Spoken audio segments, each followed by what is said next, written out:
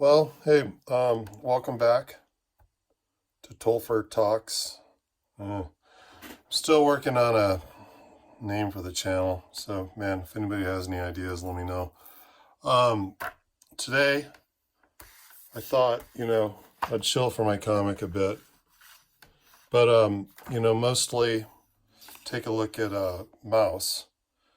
Not because it was banned, but because I've been meaning to read it for, decades now. And we had 3 feet of snow last week or 2 weeks ago.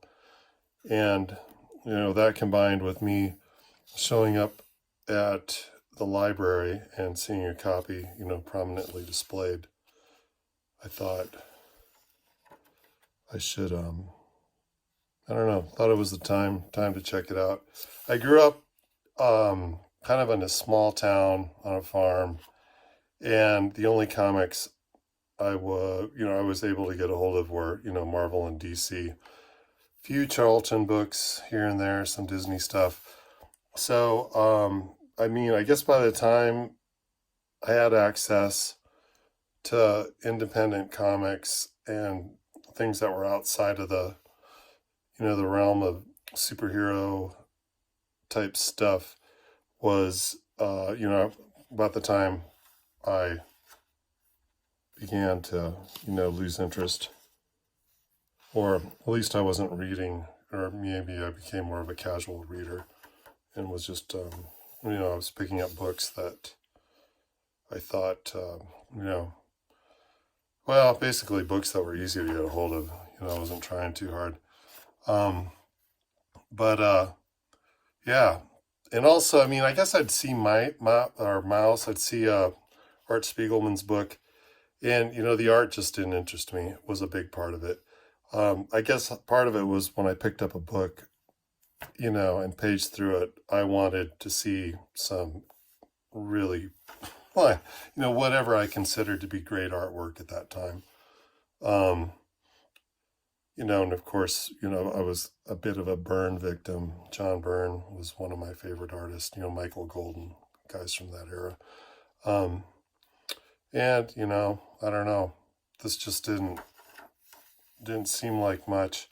But since I've been kind of doing some pages, putting some sequential art together, I've become more interested in just how different artists do it, different writers, different, publishers. DC had a way, Marvel had a way.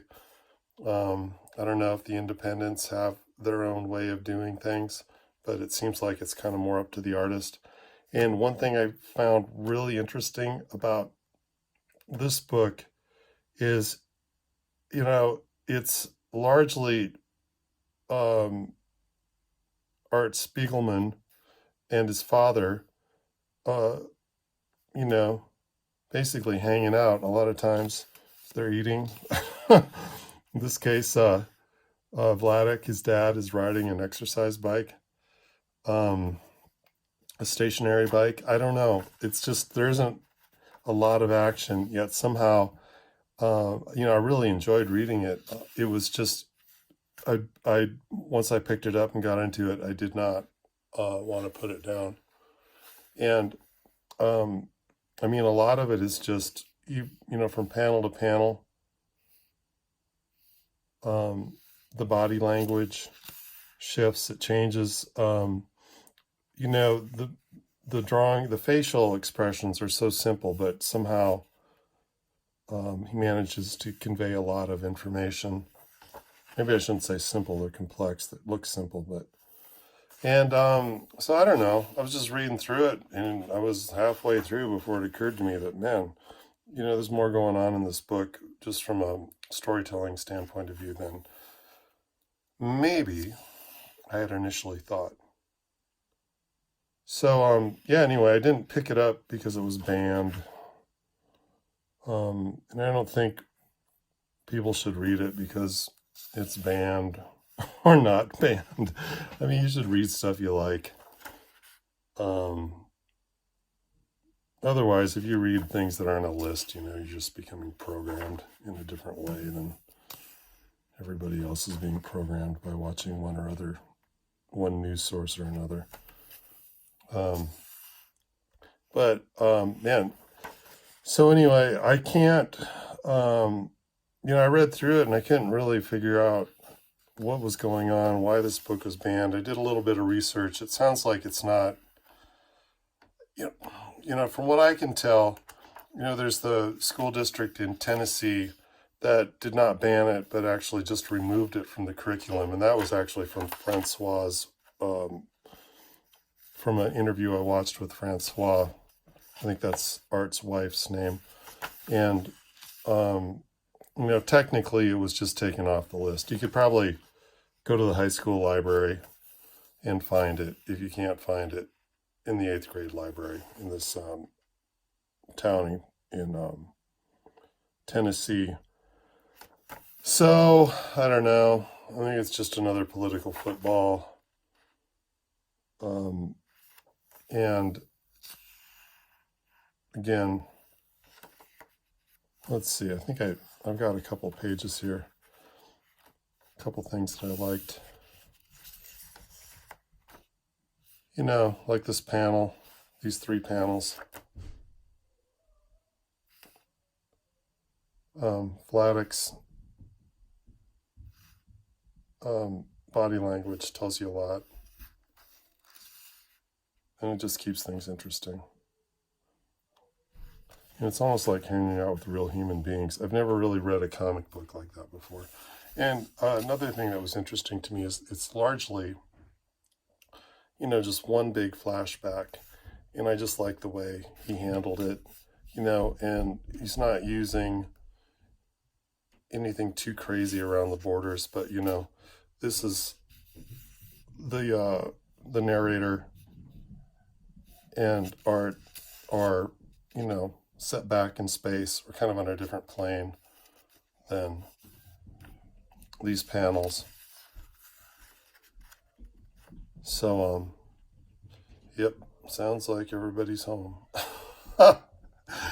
And again, I think that's what I was kind of thinking here. There's a lot of information. We've got geographical information.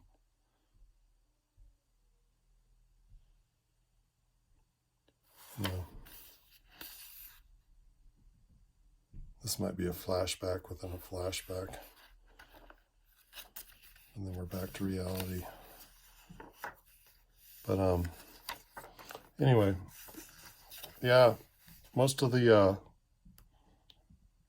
talks in this book have been kind of more intellectual. You're not going to get that from me.